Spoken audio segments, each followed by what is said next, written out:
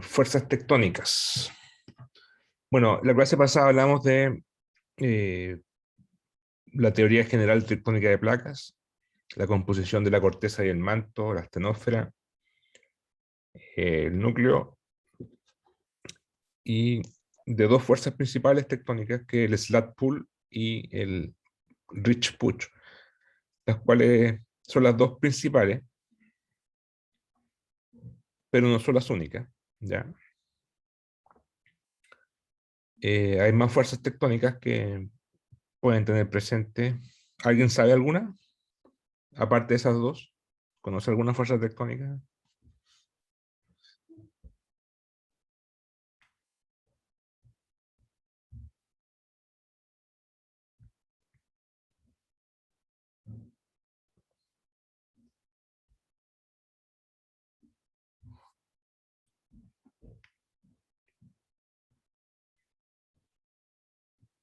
Bueno, la clase pasada vimos dos, que es el slat pull y el ridge push.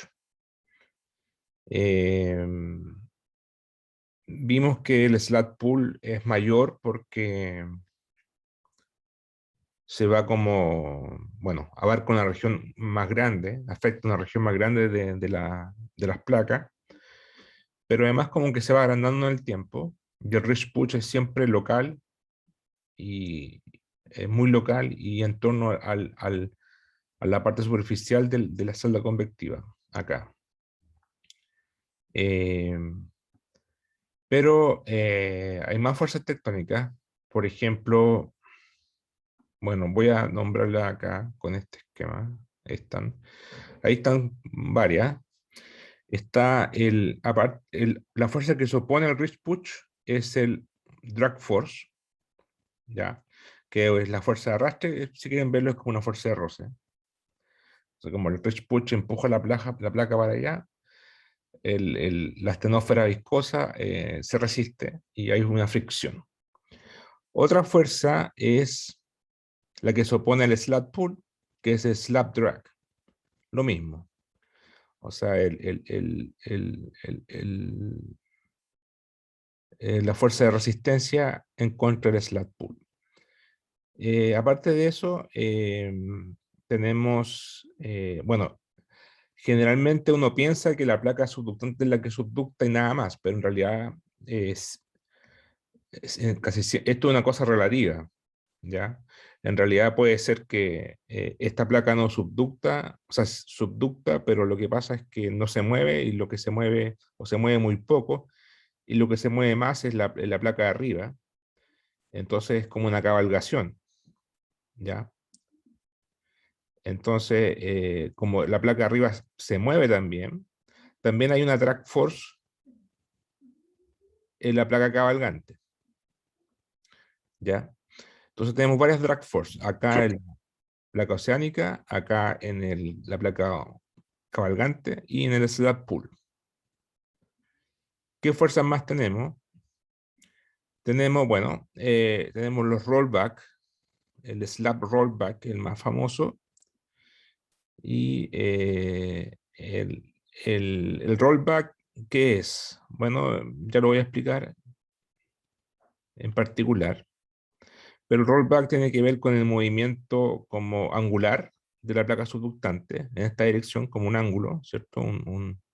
Una rotación, ¿ya? Es una rotación de la placa cabalgante, subductante, debido a variaciones del slat pull. Si el slat pull se hace más pesado, más pesado, más pesado, este slat va a ponerse más vertical, como un ancla, ¿ya?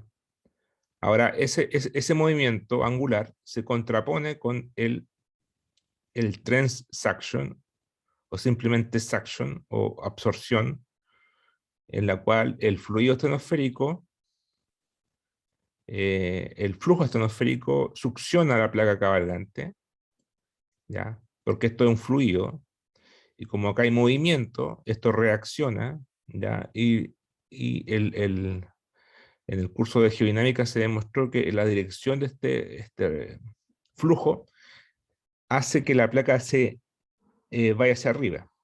Entonces, en otras palabras, es como la reacción al slat pull. El slat pull tiende a bajarlo, ¿cierto? A bajarlo verticalmente, y esto tiende a subirlo, ¿ya? Ese es el transaction. También hay transaction acá en el contacto entre las dos placas, que al mover esto con el rollback, ¿ya? Pero como esto también se está moviendo, hay una especie de aquí de contacto, fuerza y reacción, esfuerzos normales, o sea, esfuerzos. ¿Ya? Esa es otra fuerza también. Así que, como pueden ver, hay varias fuerzas. ¿Ya? Uno podría pensar que, claro, a partir del reach push y el slat pull salen todas las otras fuerzas que son como la reacción. Reacción o el roce, ¿ya? Al movimiento. ¿Alguien levantó la mano? ¿No se escucha? A ver. ¿Aló? ¿Se escucha? Sí. Profe, me perdí un poquito o no entendí lo que mencionó. Mencionaba que en el contacto igual hay succión o me perdí. Sí, este esquema muestra succión en bueno, este es un contacto. Lo que pasa es que cuando tengo el slat pull, ¿ya? O sea, primero que nada, aquí en el contacto hay una especie de fuerza, ¿ya? Roce. Hay roce, fuerzas friccionales y normales, ¿cierto? Hay fuerzas de contacto aquí y fuerzas normales. Si hay el rollback, producto de una variación del slat pull, porque tengo el slat pull y el slat pull si varía en el tiempo, va a desplazarse para acá, en la vertical, y va a haber rollback. Entonces, eso, aquí va a dejar, sí, no es evidente, cuando hay un rollback, aquí va a dejar un hueco que entra el flujo astanosférico, y ese flujo astanosférico produce succión. ¿Se entiende? Ah, ya, ahora sí entendí. Claro, porque decía como no había flujo, no entendía por qué Sí, iba a haber succión. sí, no es Ya. evidente, no es evidente, pero es claro, es cuando se arman los huecos, porque cuando se deja un hueco, algo sólido por algo fluido, lo que está fluido produce succión. Y ahí ya produce esa cosa. Pero, claro, no sé si está realmente calculado y modelado, pero teóricamente aparece. ¿Ya? Bueno, ahí están las fuerzas tectónicas. Hablemos un poco más del rollback. ¿Ya? ¿Qué es el rollback? ¿Cuáles son las consecuencias con las fosas o las consecuencias tectónicas? Ya, el rollback ya lo dijimos lo que es. El rollback es cuando la flotabilidad negativa es grande y fuerte comparada con la estenosfera. En realidad es cuando la placa varía su flotabilidad o varía su peso. El slat pull se agranda o se achica. Si se agranda, el slat pull va a hacer que la placa se haga más vertical. Si se achica el slat pull, va a hacer que la placa se haga más horizontal. Va a ganar el suction, el flujo, y va a tenderla a subir. ¿Ya? ¿Y qué haría que sería, qué puede hacer que se haga más pesada o más liviana? Bueno, más pesada es que la placa es muy vieja, por ejemplo, y ya tiene una larga historia de subducción, y entonces su peso aumenta demasiado y pum, se hace más vertical. Eso ocurre, de hecho, aquí voy a adelantar un poco, en el Pacífico Occidental, en donde la subducción es bastante vertical, 60 grados. Ocurre aquí en Marianas, en Kermadec, al norte de Nueva Zelanda, claro, en el Pacífico Occidental, Tonga, en todo el Pacífico Occidental se tiene este caso, ¿ya? Una placa muy vieja. Sabemos que la placa del Pacífico es muy vieja, mucho más vieja que comparado con la placa Nazca en Chile. Ahora, ¿qué haría lo contrario? Por ejemplo, que tenga una anomalía térmica, por ejemplo, pasó por una pluma, un hotspot, y se calentó, y eso produce un reseteo termal, y se calienta, y cambia su densidad, y tenemos un slat pull, una variación del slat pull negativo, y su, su, es- su- la placa se levanta, cambia su ángulo de subducción y tenemos el rollback en el otro sentido. ¿Ya? Entonces, todos estos movimientos en el tiempo es una rotación. Y esas rotaciones, ¿qué van a producir? Van a producir que la fosa se desplace ya sea hacia la izquierda o a la derecha. Porque si la placa se mueve para acá, por ejemplo, la vertical, va a quedar por acá la placa subductando y la fosa se va a mover. ¿Ya? Y eso se ve, bueno, aquí tenemos una fosa rotada. Aquí tenemos, por ejemplo, la fosa de Kermadec Trench en el Pacífico y se rota. Ahí tenemos una rotación. Y esas rotaciones son por variaciones del slat pool. Acá es más fuerte, acá probablemente era más bajo el slat pool, acá era más fuerte y la placa estaba así y se rotó acá. ¿Ya? Entonces esas rotaciones se explican con eso, con, eh, con variaciones del slat pool. Un envejecimiento de la placa y produce un desplazamiento de la fosa. ¿Ya? Ahora, un desplazamiento de la fosa también puede producir un desplazamiento del arco, o sea, es evidente, porque si el ángulo de subducción cambia, así o asá, las condiciones de, por ejemplo, para esta placa, las condiciones de profundidad de 100 kilómetros van a estar más hacia la izquierda y el arco volcánico va a quedar más alejado. Para este caso, vamos a tener un arco por acá, pero para un caso como este, el arco va a tender a moverse también para acá. Entonces ahí tenemos un retreat of the trench o retreat of the magmatic arc, que es como un retroceso de la fosa. ¿Ya? Son las consecuencias del rollback.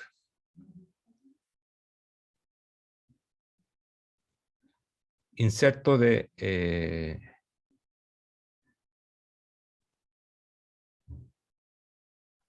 claro, lo que hablábamos recién es que al producirse el rollback también deja un espacio para que se intrometa el flujo astenosférico y el cual produce la transaction, o un efecto de succión en la placa cabalgante que produce también una deformación extra, un engrosamiento por la suction, por la succión de la placa cabalgante. Son cosas bastante, fenómenos bastante especiales que ocurren con variaciones del slat pool. Eh, y eso también produce, claro, un engrosamiento de la placa cabalgante y mucha deformación. Aquí produce tensión al estirar la placa de arriba.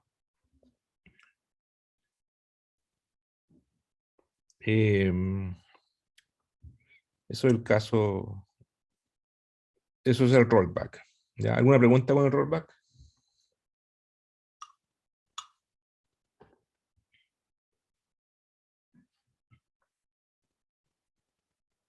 Profe, y esas variaciones como, ¿qué efecto tendrían en la parte como de la placa cabalgante que está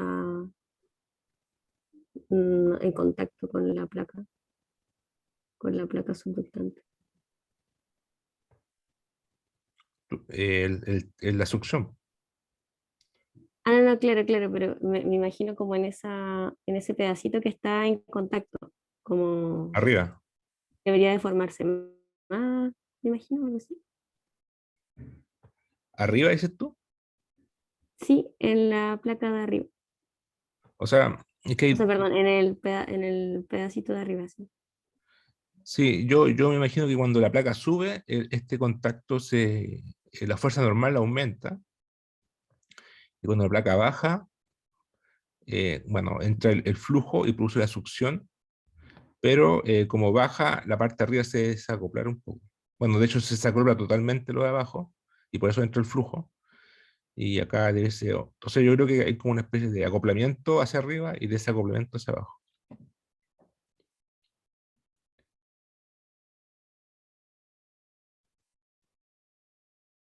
En la parte de arriba, en esa parte.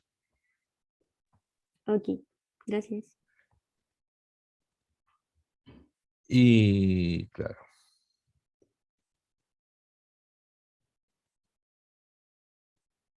Y también cuando sube debe producir alzamiento de la placa de arriba.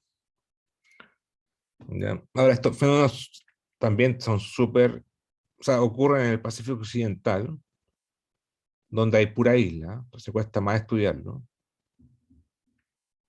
En Chile tenemos placa que no tiene tanta edad, es placa joven, relativamente joven con la del Pacífico, entonces no tenemos un rollback tan claro. Hay gente, pero esto ya es parte de Ciencia Frontera, que dice que en el norte de Chile, donde la placa es más vieja, hubo rollback para explicar unas deformaciones que ven en continente, pero no lo voy a dejar escrito en piedra, sino que lo voy a nombrar nomás como, como un debate que sigue abierto de gente que postula eso, ¿ya? En el norte de Chile, pero en el sur o en Perú no hay evidencias claras de rollback. Es una placa joven, hasta 40 millones de años, 45 millones de años, y no debiesen haber tanta fuerza, a menos que entre un hotspot rich, de ahí cambia otra cosa, ¿ya? Pero eso lo vamos a ver más en el tiempo, más adelante, cuando veamos las dorsales eh, subductantes. Ahora, bueno, en realidad en tectónica placa hay muchos fenómenos raros. Eh, Vamos a ver algunos, por ejemplo. ¿Qué pasaría, por ejemplo, si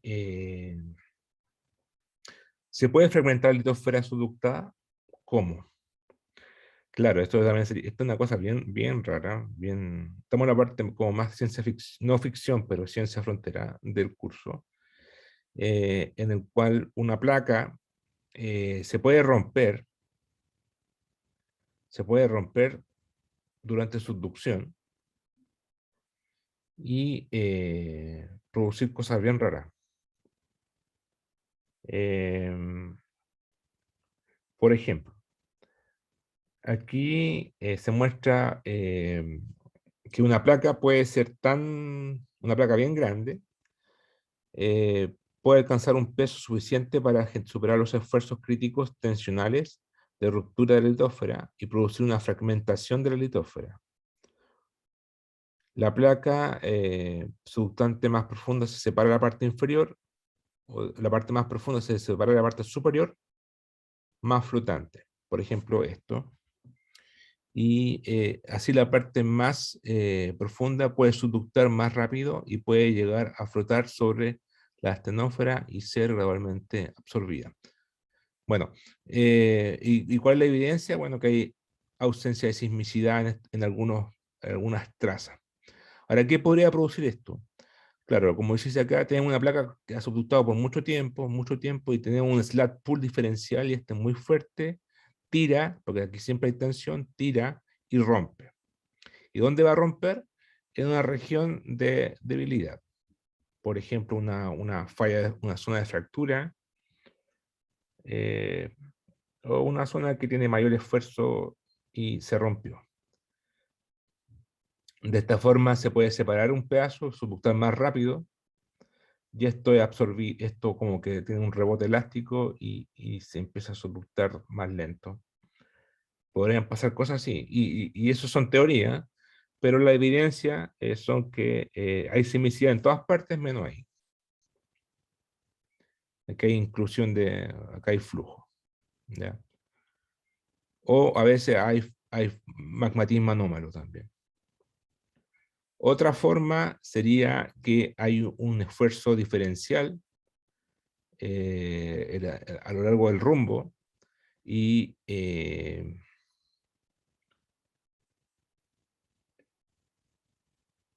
tenemos una zona de debilidad en esta dirección, en vez de una zona de debilidad horizontal, una zona de debilidad vertical. Y hay diferencias de esfuerzo, que se hace acá en mayor slat pull, porque la convergencia de la edad de la placa es totalmente heterogénea, y se rompe de esa forma, generando una fragmentación de la placa subductante.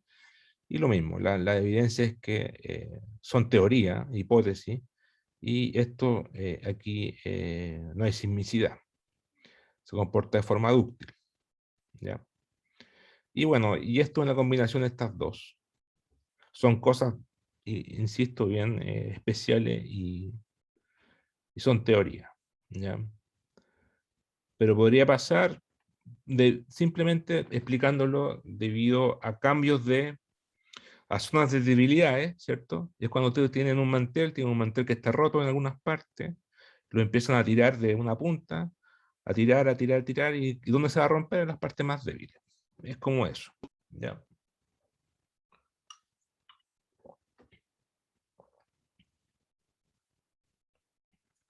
Consecuencias. Una vez que ocurre la fragmentación horizontal de la placa subductante, por ejemplo, el caso B, el efecto del slat pull desaparece en esta región, ¿cierto? Porque ahí, pum, se rompió y se acabó el slat pull, y produce un alzamiento, un rebote elástico en la parte superior de la convergencia, y hay una descarga elástica, elastic unbending. Ya, esa es una consecuencia. Otra consecuencia es un rebote isostático. Claro, esto rebota, conducido por la flotabilidad de la corteza gruesa. Material estenosférico reemplaza lo mismo. Aquí si se arma un hueco, el material estenosférico, el flujo estenosférico reemplaza y eleva el flujo de calor. Claro, es más caliente. Y produce un arco magmatismo anómalo, produciendo una mineralogía especial, porque no va a producirse un arco magmático a una profundidad inferior o distinta a la normal, y produce una petrología especial. Se cree que eso pasa en los Alpes, en algunas partes de los Alpes, o pasó en los Alpes, ¿ya? Una fragmentación vertical puede producir, se podría ocurrir a lo largo de una zona de fractura, eh, lo cual genera divergencia en la profundidad. A ver, las zonas de fractura son rectas, ¿ya? Entonces una zona de debilidad, entonces se puede romper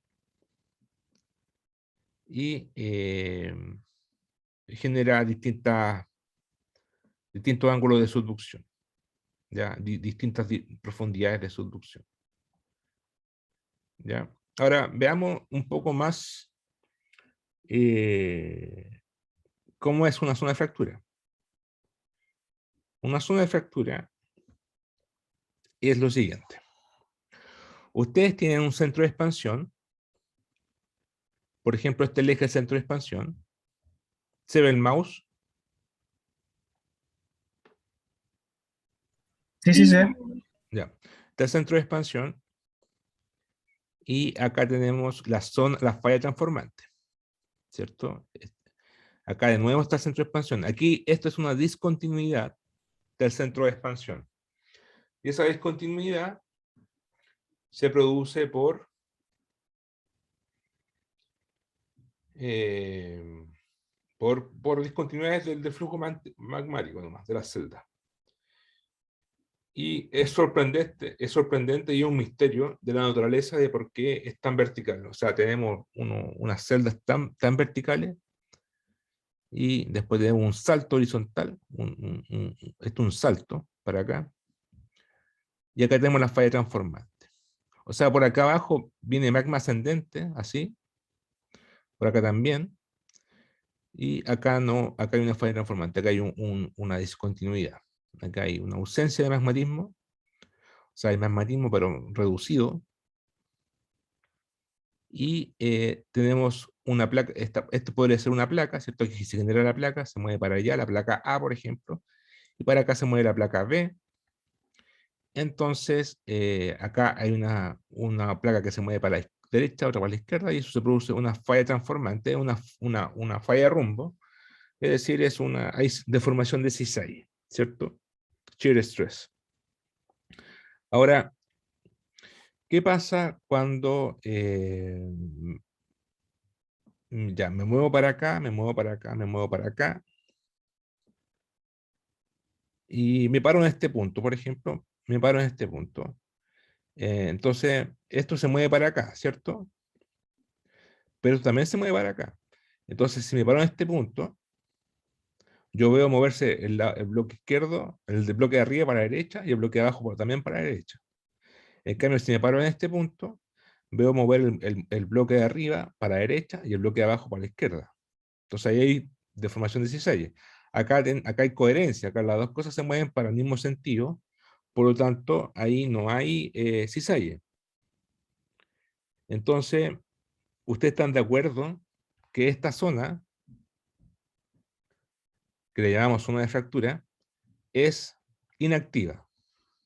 ¿Están de acuerdo con eso?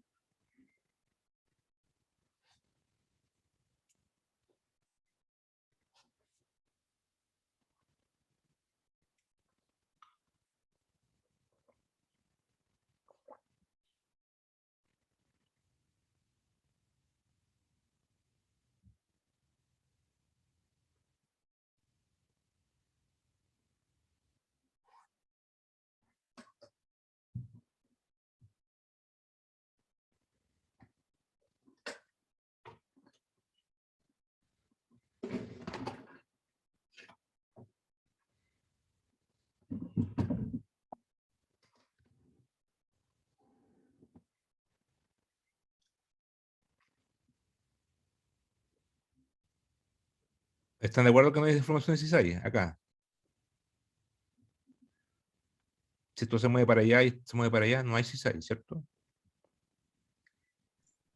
Siempre que las dos se mueven a la misma velocidad. Claro. Pero, como es la misma placa, porque esto es la placa A, sigue siendo esta la misma placa, debiese de moverse a la misma velocidad, ¿cierto? Porque es un rígido sólido, digamos. Claro, en realidad igual es válido el punto, porque siempre hay variaciones hay cosas de absorción de deformación, ¿ya? Absorciones de deformación. Pero en esta escala se mueven a la misma velocidad, pero más que nada es la misma placa. Es la misma placa. Entonces, no hay diferencias de velocidad y se mueven de la misma forma. De hecho, si ustedes, no, aquí no tengo el dibujo, pero si ustedes grafican, bueno, en el curso de simbología, grafican toda la sismicidad en la placa oceánica, les va a dar que está toda la sismicidad acá. Acá hay terremotos de rumbo, fallas de strike slip, ¿ya? Hay eventos de rumbo. Y acá no hay nada. Y acá no hay nada. O sea, son zonas inactivas. ¿Ya? Lo mismo pasa con la placa B. Son zonas inactivas. ¿Y por qué? Porque no hay cisalle. Pero sí tienen un rasgo morfológico bien característico, que tienen las tremendas, por algo se llama zona de fractura, porque está muy deformado, pero por una deformación pasada, antigua, que ocurrió cuando esto estuvo acá. Porque todo punto que está acá estuvo acá antes, ¿cierto? Porque esto se desplaza para allá. Esto se desplaza para acá. Todo este punto que estuvo aquí estuvo acá también. Entonces queda una especie de zona de fractura. Y una zona de fractura se puede definir como paleofalla transformante. Paleofalla transformante. O sea, fue una falla transformante. ¿Ya? Pero la zona activa es esta Esta es la zona inactiva, pero fue activa. ¿Ya? Fue activa. Es una zona de debilidad. ¿Ya? Entonces, eso es el caso en que tengo una falla transformante y se puede reactivar con los esfuerzos nuevos de slat pull y romperse. ¿Alguna pregunta?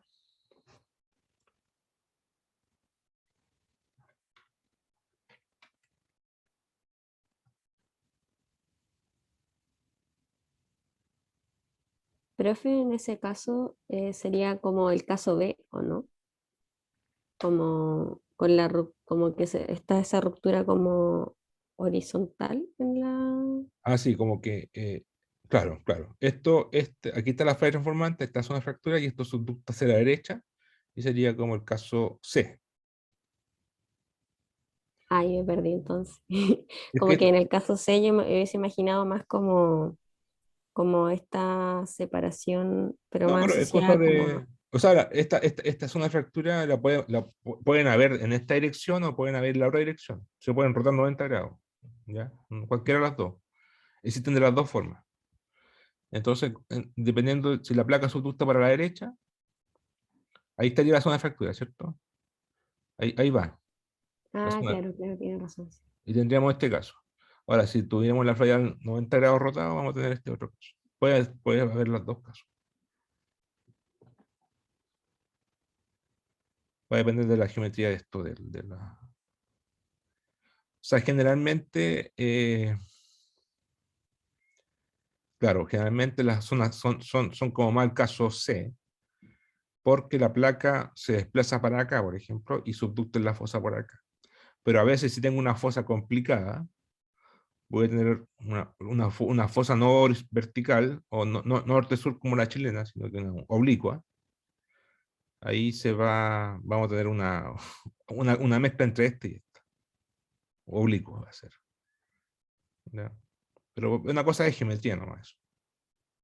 Lo importante es que la zona de fractura son zonas inactivas, pero fueron activas. Y se pueden reactivar al subductar por la tensión, por los esfuerzos de slap pull. De hecho, eso ocurrió en Chile con el terremoto del Maule, en que ocurrió el terremoto del Maule y después hubieron varias réplicas. Y una de esas réplicas fue una reactivación de zona de fractura cerca de la isla Mocha. Ya, es un puro ejemplo, ¿no?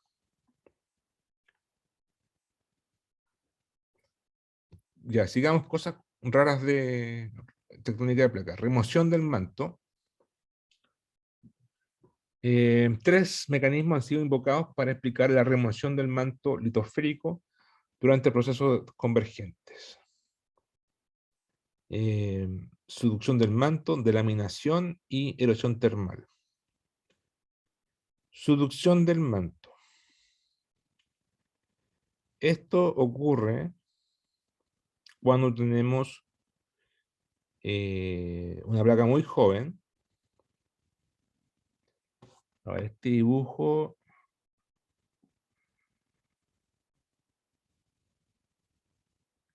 Claro, lo que quiere mostrar este dibujo es que tengo una placa subductante, tengo un manto y tengo una corteza, como ahí. Manto, corteza. Subducta, pero aquí es tanta la fuerza friccional y tan horizontal la subducción que, que la corteza es acrecionada arriba y subducta solamente el manto. O sea, se desacopla y todo se consume arriba, o sea, se acreciona y ya se separa. Entonces el proceso ocurre durante una solución de placa muy joven. La litosfera cabalgante actúa como wedge shape, como un bulldozer. Esa es la traducción, es como un bulldozer, ¿cierto? Agarra lo de arriba y lo de abajo subducta, que acumula la corteza oceánica y la separa del manto. La placa oceánica subductante sin la corteza de la... Lo más denso subducta y lo más liviano se queda arriba. Y esto es como un proceso de obducción también. Ahí está, obducción es cuando se pone arriba, no subducta. El caso de la corteza obducta y el manto subducta. El manto está por debajo y la corteza se queda arriba. Y eso cree que se ocurre en la dorsal de Chile, en el punto triple, donde tenemos aquí la dorsal de Chile, falla transformante, dorsal de Chile, falla transformante, dorsal de Chile, y aquí se acreciona un pedazo de esto es la península de Taitao, acá, se acreciona la corteza y un complejo fiolítico, el complejo de la corteza oceánica, la litología de la corteza oceánica, y esto es eh, que aquí la corteza se quedó arriba. Y eso ocurre porque la placa es tan joven, tan caliente, tan flotante, que se raspilla y se queda arriba. Y se va el manto más para abajo. ¿Ya? Son cosas raras, pero pueden ocurrir cuando la placa es muy, muy joven.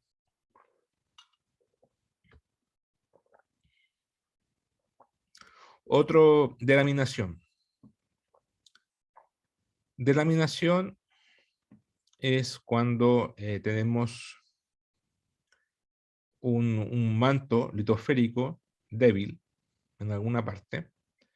Acá hay, por ejemplo, engrosamiento, o tengo unos flujos que calientan, y como sabemos la definición de litósfera es termal, ¿cierto? Eh, Mientras más caliente, la litósfera va a ser más delgada. Entonces, como aquí hay flujos de material caliente, se debilita la litósfera, se hace más delgada, y se puede hasta debilitar tanto que con un esfuerzo adicional convergente, por ejemplo, podemos delaminarla, o sea, separarla. ¿Ya? Separarla. Y eso, en realidad, con un poco de heterogeneidad de temperatura y esfuerzos adicionales, pueden pasar muchas cosas dependiendo de la geometría, como esta. Y una vez que se delamina, entra la astenósfera, el flujo estenosférico, y va a cambiar la química, la geoquímica con la corteza. Aquí entran los flujos estenosféricos a profundidades inesperadas, porque esto era manto originalmente, y entra la astenósfera y, o sea, esto era manto litosférico, pero ahora va a ser manto astenosférico, va a calentar anómalamente y va a producir eh, procesos magmáticos y metalogénicos anómalos, y va a cambiar la geoquímica superficial. Eso es la delaminación. Eh,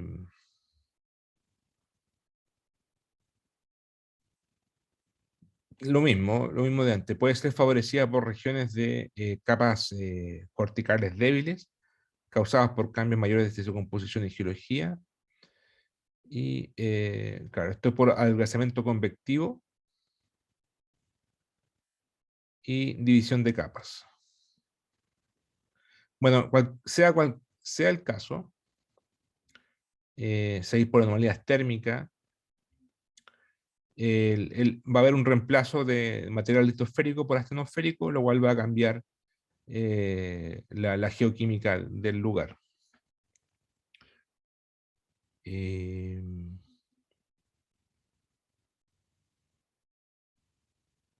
Sí, son ideas bien raras, hipótesis muy raras, que cuesta demostrarlas también. ¿Ya? Yo las nombro nomás, para que cuando vean los papers, vean más o menos de qué se trata, pero cuesta mucho demostrarlo. ¿Ya? Bastante discutible.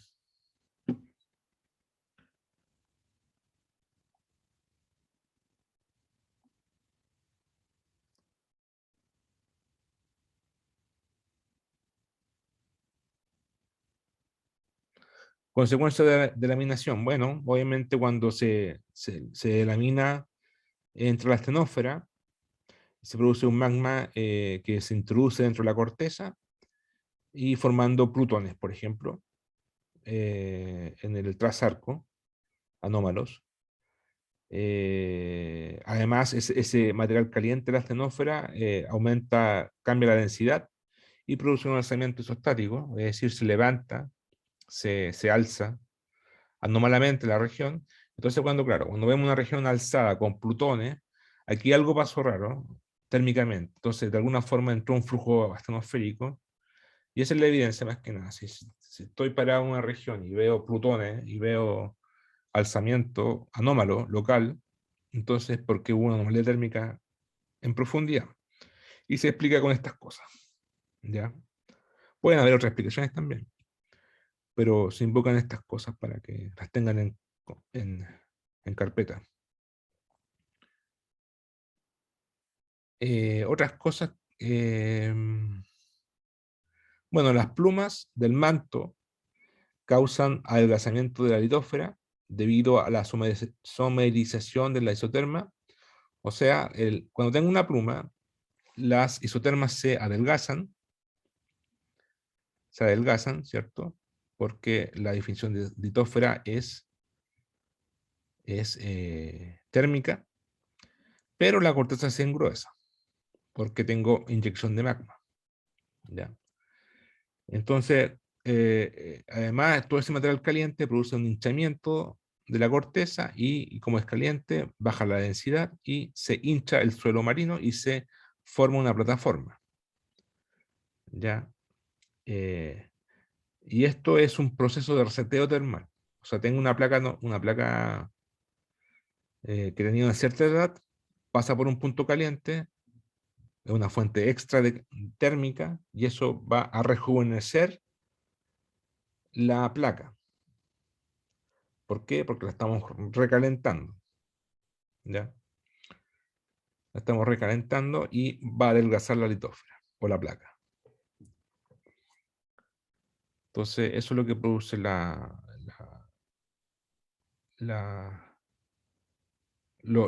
plumas magmáticas o las plumas mantélicas. ¿Ya?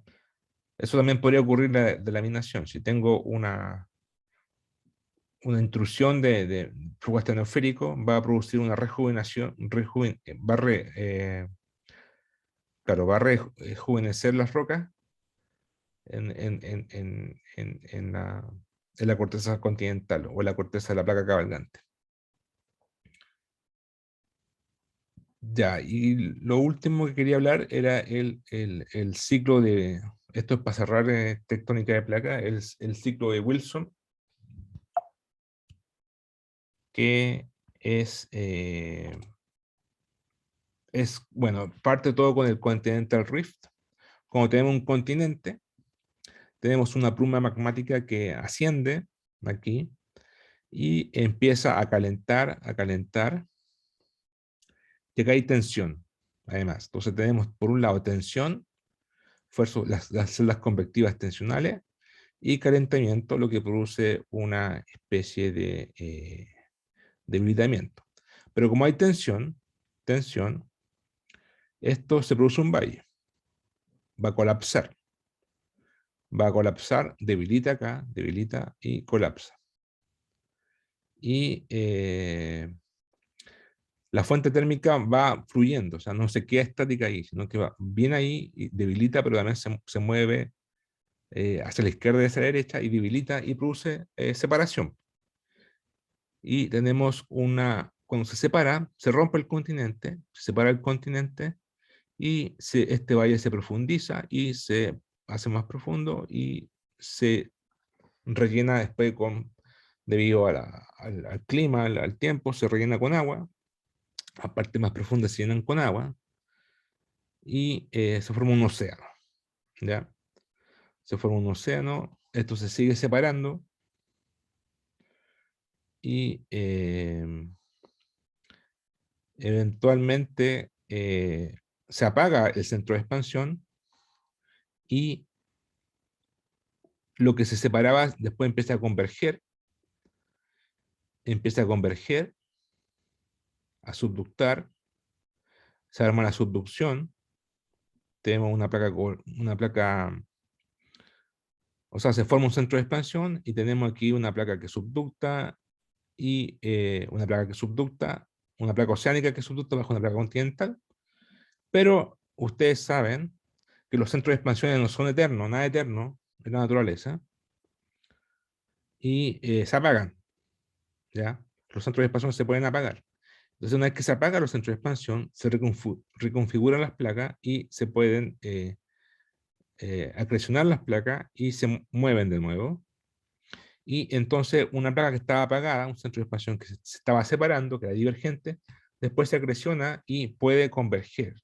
Entonces después un continente va a colisionar con otro continente, o sea, el proceso inverso, hacia acá, va a colisionar y se forma una colisión continental, como en los Himalaya, y se forma, después se reagrupa el continente, se va levantando, levantando, levantando, ya, bueno, ya se acabó el océano, se cerró el océano, se va levantando, levantando y volvemos acá. Ese es un ciclo, ¿ya? Un ciclo de Wilson, el ciclo de Wilson. Y eso ocurre con el Himalaya, en el cual ahí está, teníamos la litósfera continental de la India, en que acá había un océano, en el pasado que hubo un océano, no me acuerdo el nombre, pero había un centro de expansión que se divergía, como acá, centro de expansión que había divergencia, se abría la placa para acá, para allá, pero por alguna razón, porque las plumas se redistribuyen, es una cosa de calor, heterogéneo, se redistribuyen y se apagan en algunas partes y se prenden en otras partes. Entonces, una vez que se apagan, se acaba la divergencia, ¿ya? Y se empezó a seguir, digamos, ya no se formó más tierra, más placa nueva, y el pedazo de continente que quedaba se seguía desplazando y colisiona con el otro continente y se forma una colisión continental. Aquí no hay una subducción probablemente tal, hay una acreción, pero una colisión tremenda, y por eso te produce las tremendas montañas, porque placa flotante con placa flotante son muy resistentes y produce una tremenda montaña que es el Himalaya. ¿Ya? Bueno, la cosa que tienen que tener presente es que los centros de expansión se apagan y se prenden. ¿Ya? Y eso produce una redistribución de la placa tectónica y produce muchos cambios bastante especiales. ¿Ya? Entonces, eso es el repaso de tectónica de placa. Eh, para tener elementos básicos para los papers que vamos a ver, pero todavía no termino las clases, todavía falta ver el tema de, tengo que ver el centro, la litósfera oceánica, o sea, la génesis de la litósfera oceánica, y aplicarlo a todo el caso chileno, o sea, ver toda la geomorfología de la placa oceánica de Nazca y Antártica chilena. ¿Ya? Así que esto era solamente un repaso de tectónica de placa. ¿Hasta acá alguna pregunta?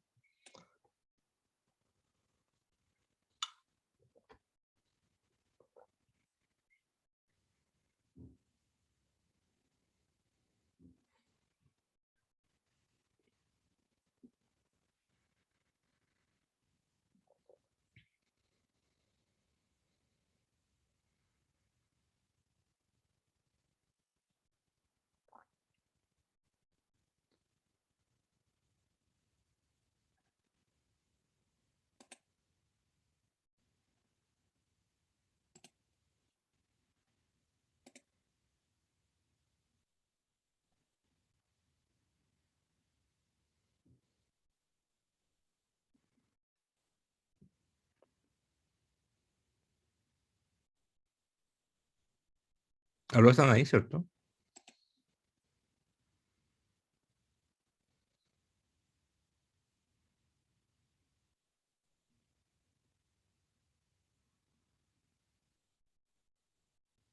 ¿Aló? Sí, profe, sí se escucha. Sí. Creo Ya. que la pregunta. Yo no entendí lo último que dijo, profe. O ¿Cuál? sea, no, la última pregunta que hizo no entendí lo que mencionó. Ah, no, si tienen alguna pregunta de tectónica de placa. porque ahora voy a empezar a ver bueno, voy a profundizar un poco, porque hice una pincelada, ¿cierto? Hice un repaso. Tectónica de placa, cosas muy generales, cosas que ni siquiera vamos a discutir en el curso, pero para que tengan un contexto tectónico, ¿ya? Entonces, si tenían alguna pregunta de lo que vi hasta ahora, y si no voy a empezar a profundizar con la parte, con los centros de expansión, que es donde nace lo llamamos la génesis de la placa oceánica, o la génesis de la litosfera oceánica. Si no hay más duda, me las pueden guardar, siempre me las pueden hacer en tu caso. Entonces, voy a empezar un poco con la génesis de la litosfera oceánica, o sea, los centros de expansión. Ya eso los Spraying Center o dorsales oceánica, que es donde nace la litosfera oceánica. Ahí tenemos una pluma, una celda convectiva,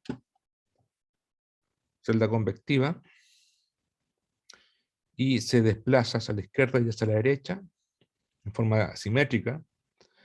Se alza por el calor, pero se forma un valle. Este no es un buen dibujo, este es un esquema muy, muy básico, pero hay una celda convectiva hacia la izquierda y derecha en forma simétrica. Esto se desplaza para acá y para acá con la misma velocidad.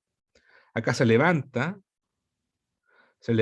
por el calor, porque aquí es más caliente, por lo tanto más liviano, menos denso, pero acá hay un valle central. ¿Por qué? Porque hay tensión. Porque esto se abre, y la tensión produce fallas normales y producen que se produzca un valle central. Entonces, voy a mostrar después un dibujo mejor que este. Y empecemos entonces con que esto es lo que hablábamos recién de las fallas transformantes y de las fallas de rumbo. En un centro de expansión, tenemos el centro de expansión ahí, y tenemos un salto, y sigue acá el centro de expansión, tenemos un salto, y sigue acá el centro de expansión. Entonces, en cada parte vamos a tener las celdas que hacen esto, las celdas convectivas, que van para allá, para acá, para allá y para acá. Acá está más levantado, o sea, siempre donde está el centro de expansión va a estar más levantado, porque está más caliente, porque está la pluma misma, está la fuente térmica. Ahora, vamos a definir un concepto que es Spreading Center Offset, que es la distancia entre el eje de centro de expansión. Por ejemplo, esta distancia. Si este es un eje de centro de expansión, este otro, este punto de acá, este otro punto de acá, es lo que llamamos offset. ¿Ya? Offset. Entre acá y acá, vamos a tener acá obviamente está muy exagerada la escala vertical. ¿Ya? Pero ocurre eso. Ocurre que efectivamente esto está más alto que lo que está acá, o que lo que está acá. Y esto está más alto. ¿Por qué? Porque es la parte más caliente. ¿Ya? Entonces esta distancia es offset.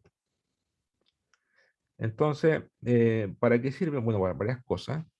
Pero ustedes se darán cuenta que si me paro en este punto, acá está la falla transformante, acá empieza la zona de fractura, acá está la zona de fractura, pero aquí está la parte de cisalle, ¿cierto? Esto se mueve para allá y esto se mueve para acá. Pero si me paro en este punto, ustedes están de acuerdo que, bueno, el dibujo lo muestra, como que este punto está más frío, porque se formó acá, se envejeció y se puso más profundo. Entonces yo miro para arriba, al otro lado de la falla transformante, y veo el centro de expansión caliente y está más alto. Entonces aquí hay una discontinuidad de altura. ¿Ya? Acá hay un desnivel topográfico, producto de la falla transformante. ¿Ya? Esas cosas ocurren en los centros de expansiones, producto de una discontinuidad en el centro de expansión, y acá tenemos una especie de desnivel topográfico. Bueno, eso lo explicamos con la placa A y la placa B que se mueve para acá Y en la falla transformante, parte activa y parte inactiva. Entonces yo me paro en cualquier parte. A ver, ¿cómo lo podemos hacer?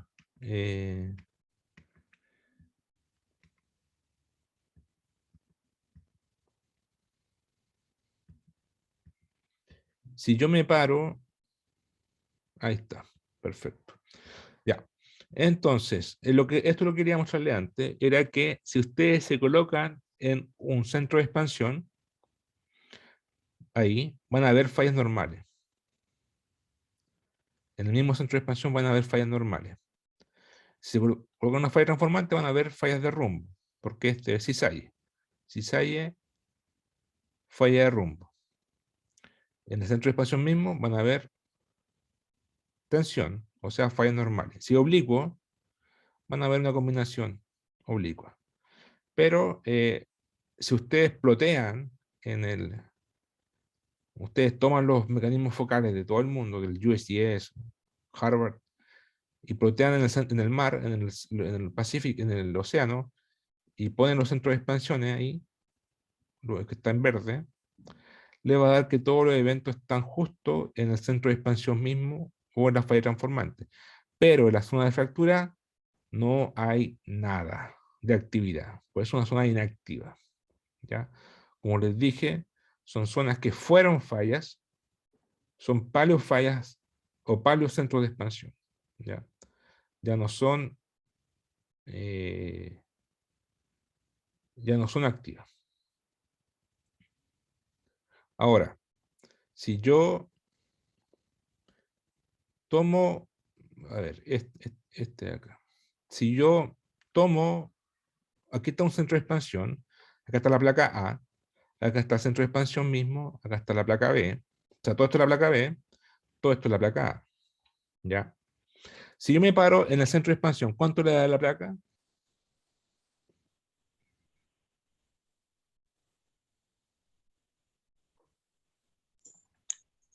Cero o cercano a cero. 0, ¿cierto? Ya sea aquí o acá, ¿cierto? Da lo mismo, porque es un centro de expansión. Supongamos que recorro esta distancia y es t. O sea, desde aquí hasta acá el tiempo aumentó t. T mayúscula. Ya, esos t pueden ser, qué sé yo, 5 millones de años o algo así. Entonces, si yo me paro en cualquier punto del centro de expansión y mido t1 arriba y t2 abajo, ¿ustedes están de acuerdo que la diferencia de esos dos tiempos es t mayúscula?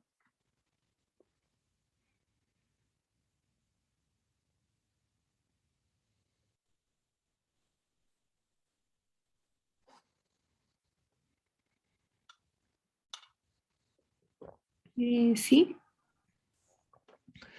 Sí, porque si yo tomo esta distancia, le resto esta distancia, me va a dar justo este t, ¿cierto? T mayúscula. Entonces, da lo mismo donde me pare yo, en cualquier punto, esa distancia, esa diferencia de edad, es t, es lo mismo que el offset. ¿Ya? Entonces, el contraste de edad a lo largo de la zona de fractura es t grande. El offset.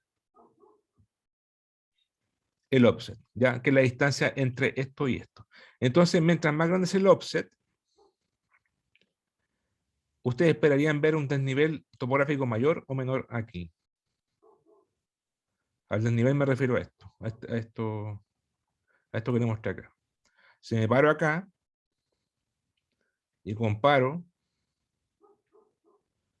el desnivel topográfico, o sea, esto está más arriba, esto está más abajo, este desnivel o esta altura va a ser mayor o menor si el offset es más o menos o menor.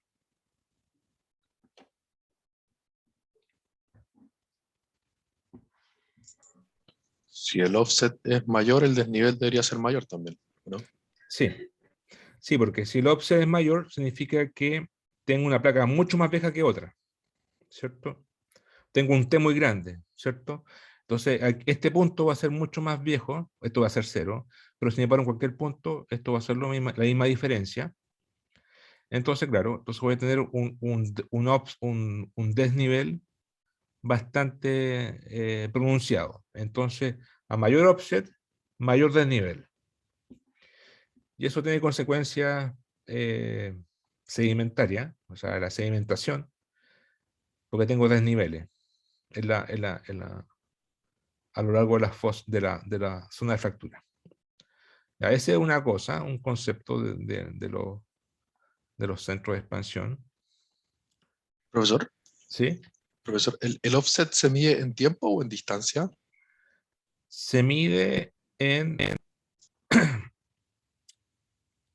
las dos formas. Lo que más se conoce, bueno, la distancia se mide trivialmente, ¿cierto? La edad hay que conocerla con anomalías magnéticas, pero esos datos está todo dateado en el océano. Así que se ocupan las dos, pero generalmente se ocupa más la edad. ¿Por qué la edad? Porque la edad es más indicativo de las diferencias térmicas. Por ejemplo, si digo que un offset tiene una diferencia de 10 millones de años, significa que una placa es 10 millones de años mayor que la otra, en cada punto. ¿Ya? Entonces es una diferencia bastante pronunciada, porque tomar en cuenta que las isotermas o la evolución térmica de las placas es exponencial. O sea, al principio la diferencia en temperatura es muy, muy relevante. Después con el tiempo se va como se va estancando, pero diferencias térmicas, porque siempre se habla de edad termal, ¿ya? Cuando hablamos de edad termal es porque está asociado a las temperaturas de la formación del centro de expansión en el océano. Por eso hablamos de edad termal. Pero generalmente se ocupa la edad porque, bueno, a mayor edad, a mayor contraste de edad, mayor offset. Pero el offset por sí mismo tiene unidades de kilómetro. Entonces se ocupa un término que se llama thermal offset. Y thermal offset en realidad debiese ser temperatura, pero en realidad se ocupa thermal offset y se pone entre paréntesis X millones de años, o sea, en edad, ¿ya? ¿Qué edad térmica? Pero cualquiera de las dos son equivalentes, ¿ya? O sea, yo puedo convertir con una diferencia de edad, puedo convertir en distancia. ¿Ya? Pero generalmente la edad del fondo oceánico está conocido en todo el mundo, en todo el océano. Así que se ocupan las edades, millones de años. Ya. Los offset o los thermal offset en la placa de Nazca hay bastantes diferencias. Hay unos que son bien chiquititos, pero hay otros que son bien grandes, ¿ya? Bien anchos, en el sur de Chile. Ya eso lo vamos a ver en la próxima clase. Y también vamos a ver cómo es la génesis de la litosfera oceánica, cómo se cristaliza y se forma la corteza, y cómo se forma,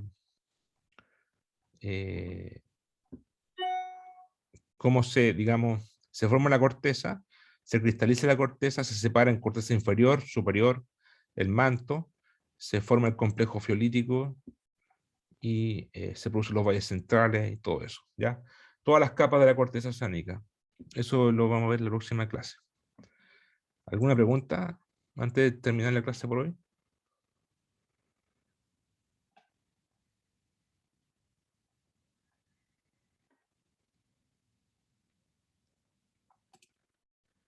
Ya, pues. Si no, nos vemos el viernes entonces. Chao, que estén bien. Ok, profe. Chao, profe, Muchas gracias. gracias. Gracias. Estén bien.